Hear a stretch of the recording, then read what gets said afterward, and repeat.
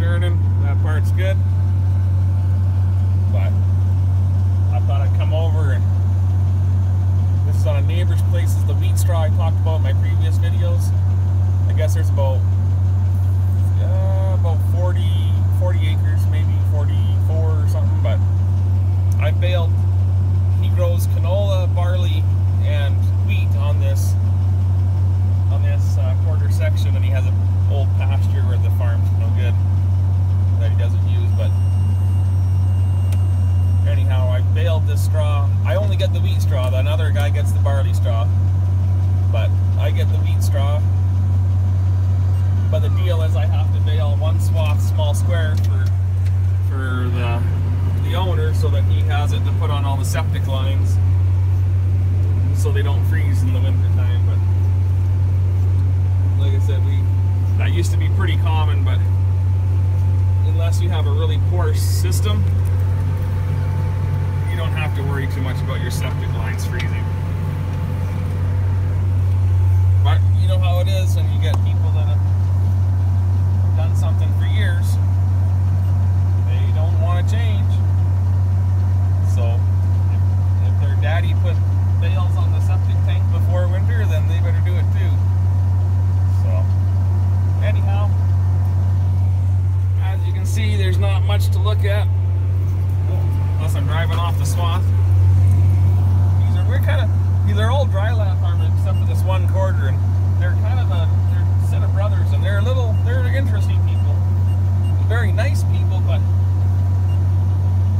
like I said, he just rotates that same 3-crop rotation every year, and like I said, he's just a little different cookie, but it all takes a whole bunch of us to make the world. So, but they've got an old 9500 John Deere combine, so it's just a little duffer, but they chip away at it, and they probably put in $10,000 a year on that old combine, because they get it green lighted every year from John Deere, and John Deere makes sure that they change every bearing they can.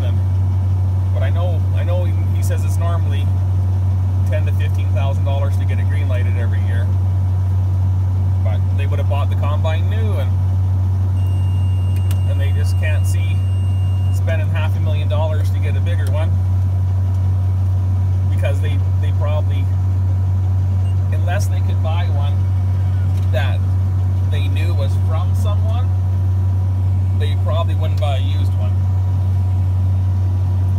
But I'm assuming what's going to happen is there, the one brother that lives here is in his 60s. His wife's worked in town all the time. They've only got one child. The other brother's in his 50s, and he's a bachelor. And I'm assuming what will happen is they're going to farm for 10 more years, and then they'll sell everything. And by the time they sell everything that Granddaddy acquired when he came to Canada, they'll have so many millions in the bank they won't care about much else, except for avoiding paying taxes, capital gains. So I'm assuming that they'll just keep using the old combine until that time comes. So.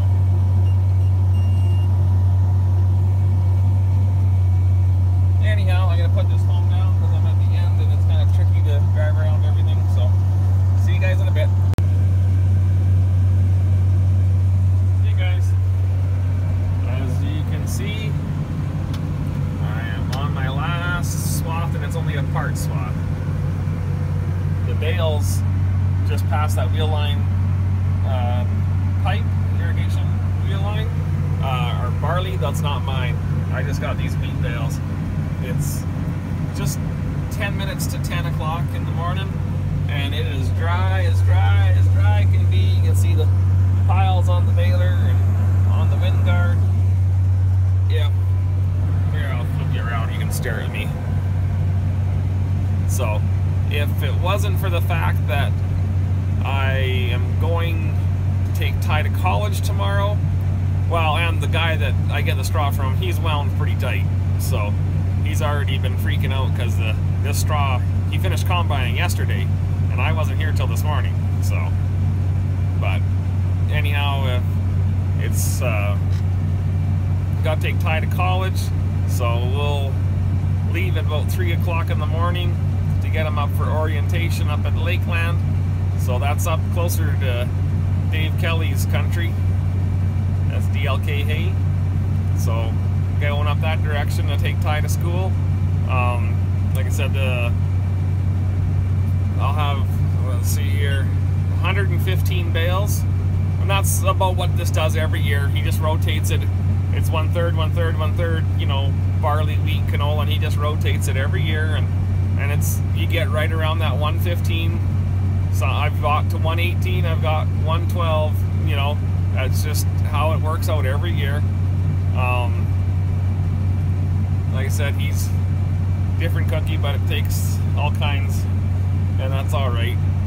So I don't have to make small squares. You saw a guy, there was a neighbor that was baling second cut Timothy for the horse market, and they had 8 small square balers in the field, so he went and flagged one down when they were done baling, and come and baled his 25 small squares that he wants to put on the septic system. So I don't have to do it, so I was happy. But it was quite the thing, I guess, when they had all those balers. They had like 8 small square balers going, and then they had 3 stack wagons, and then the stack wagon just hauled to the pivot corners, and then they had trucks lined up, and those little bale grabber loader attachments, and so they were stacking them on the semis, and they were getting hauled away as soon as they were made. So nothing stayed in the field very long. So anyhow, like I said, we got these bales here. I got my pea straw. I got those big squares I still got to get home. So I think with all that, that brings me up to about 440. And then I think I made a deal last night to buy 50 bales of oat straw. So that's 490.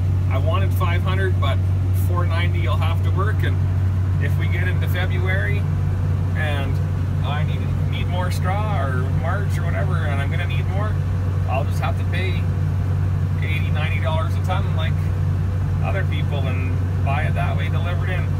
So anyhow, Dad's hauling those other pea straw for me, so I'm gonna head home after this and see if I can help do that, or else go haul big squares. And like I said, we gotta get up, but get the truck packed before we go to bed, and then we're gonna be down the road at 3 in the morning. So anyhow, be sure to comment, rate, and subscribe, and have yourselves a great day. Thanks for watching.